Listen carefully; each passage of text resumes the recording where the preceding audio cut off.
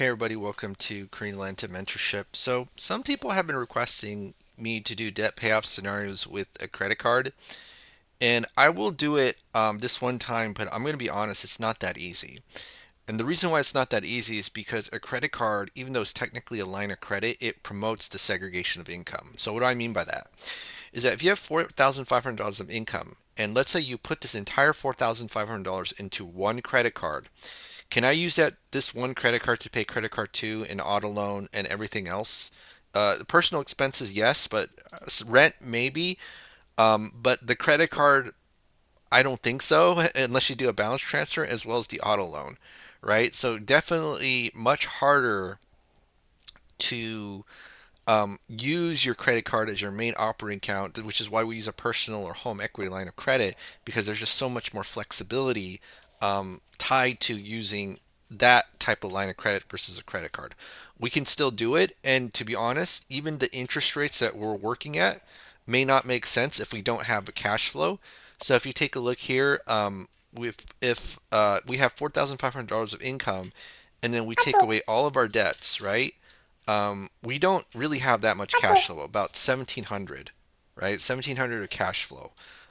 So it still might be a little bit difficult, but we could still do it, and I'll show you how to do it. And I might say in this instance, um, if you do, let's say, pay off to two credit cards, get a personal line of credit then, right? It might be much easier than still trying to use a credit card and auto loan.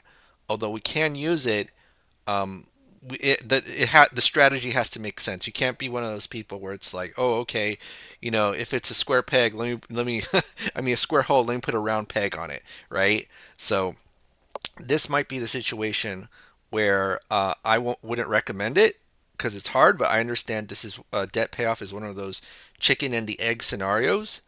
And so we're going to try our best, and I'll try it right now. So I might screw up a little bit because I don't normally do it with a credit card. And credit cards, ironically, even they're a form of a line of credit, ironically promote segregation of income, which is what we're trying to prevent. And if you don't know what segregation of income means, it means that if I pay all of my bill, I get paid, and then I try to pay all of my bills, you'll see that because of my debts, my paycheck gets split into at least three places. And what we try to do with our debt payoff methods is we try to put all of our income into one place. Okay, so we're going to copy the same income, same expenses, right? And then we're going to use the cash flow index to determine the order of the debts, right? So the cash flow index is a simple formula of the balance of the debt divided by the monthly payment. Okay, and so what we do is rank these, and the lower the number, that's the one we want to pay off first. And because we're going to use this 30% credit card as our main operating account, we just put this right here. We'll say, I don't know, $6,000 credit limit. And then here, once we do that, so it'll be $5,000. Once we start dumping our extra whatever we have into the credit card, then this will become our additional cash flow. So this is going to be zero.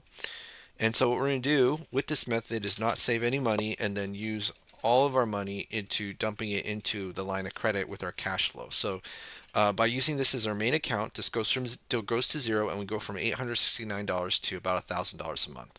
And then our final step is we put our entire 4,500 here, or not. No, we don't put our entire 4,500 here. I would do that if this was a personal home equity line credit because we do have the option to do that. But because we don't, we have to pay the rest, right? Pay all of these and then put the $1,000 of cash flow into the credit card. Okay, so let's go ahead and do that. And I'm going to do zero once to get the next month's balance. It's the previous month's balance plus the previous month's interest minus whatever our cash flow is. So 10,440.69. And then what we're going to do is take the average daily balance. So I'm going to just go ahead and do this. Multiply it by the interest rate, or the interest rate is 30, and then divide by 12. And then we'll see how long it takes us to pay off that credit card. Oh, oopsie. I 1, 2 plus 1. Okay. And then in month number 6, right? So month number 6, got paid off. And okay, so now what we do is just keep track of our milestones. So it took us 6 months to pay off the credit card, right? And the reason why credit cards are really hard when doing these spreadsheets is because the parent payments actually are variable every single month, unlike an amortized loan, right? Well, a fixed amortized loan. So how much should we pay off? This is about 5K. So I'm going to just say 5K.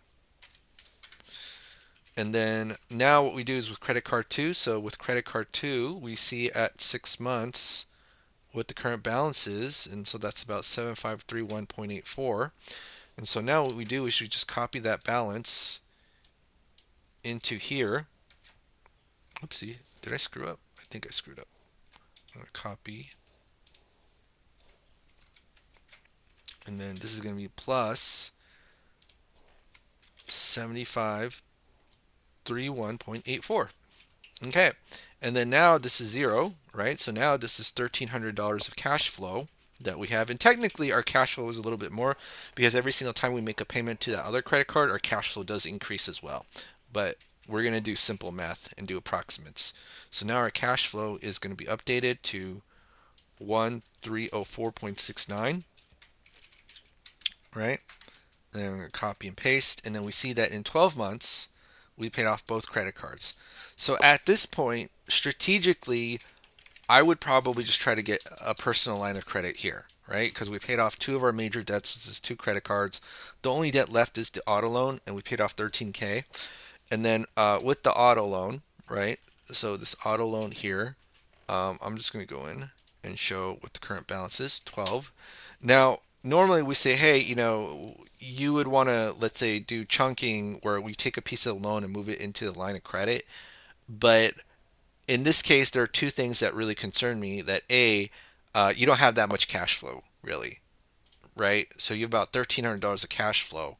This is a low interest rate loan, and if you're going to use a 30% credit card on a low interest rate loan, I think you might just be better off making extra payments because this is not that complicated of a situation.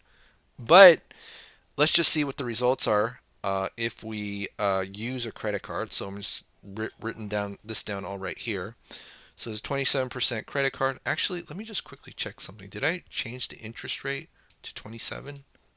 No, I put 0.3, but I don't think it'll make that big of a difference. Yeah, it won't make 12 months is still when it's paid off. So let me just go here. So 22 grand, 18, 5 years. I think that's what the balance is. And let me just quickly check the loan calculator.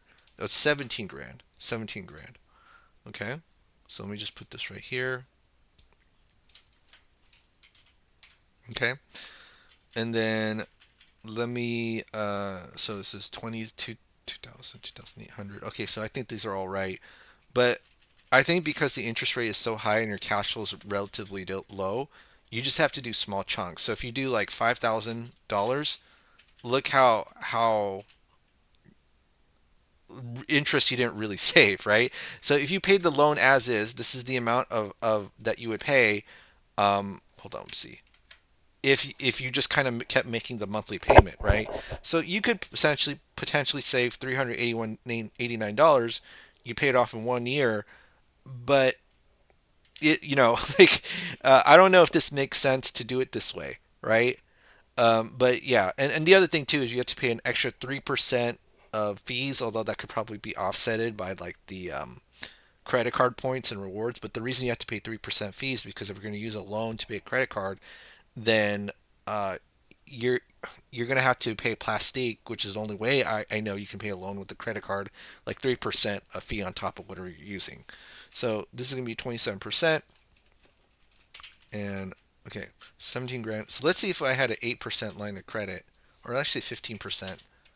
Yeah, you'd save a couple hundred, right? So that's what I mean. Like, yeah, if you do it this way, it's going to be difficult. Number one, credit cards segregate your income. Number two, you're dealing with a really high interest rate credit card with not even that much cash flow, right?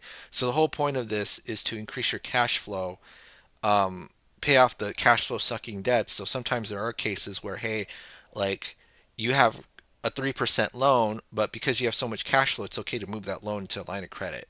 This is not one of those cases, right? So this is going to be like a struggle bus here. But based on, even using a 27% credit card, hold on. Yeah, 27% credit card, you'll pay the loan off in about 1 year, although you might be end up paying more, a couple $100 more than you have to.